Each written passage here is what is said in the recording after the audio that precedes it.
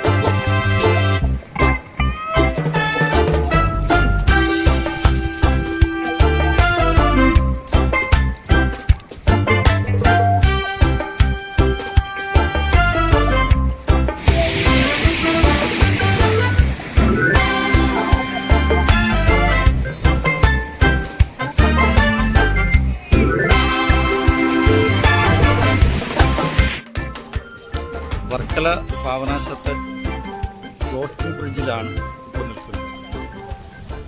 വളരെ ഇൻട്രസ്റ്റിംഗ് ആയിട്ടുള്ള ഒരു എക്സ്പീരിയൻസ് ആണ് എത്തുന്നത്. അതിൻ്റെ അങ്ങേയറ്റമാണ്. അപ്പം നല്ല വേവ്സ് ഉള്ള സമയമായതുകൊണ്ട് നല്ല അതിൻ്റെ ഒരു ടൈഡിൻ്റെ അപ്പ് എക്സ്പീരിയൻസ് നമുക്ക് കിട്ടുന്നുണ്ട്.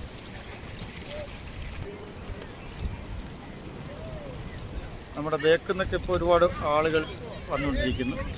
എങ്കിലും തിരക്ക് ഈ നട്ടുച്ച സമയമായതുകൊണ്ട് തിരക്ക് അല്പം കുറവാണ്.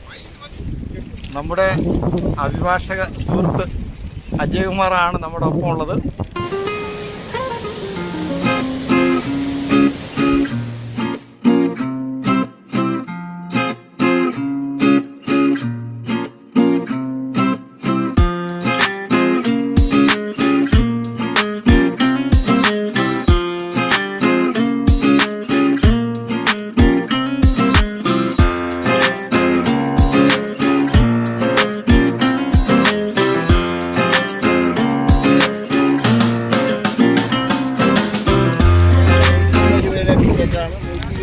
ചിലവാക്കുന്നത് നഷ്ടമാണ് എന്ന് പറയാൻ കഴിയില്ല.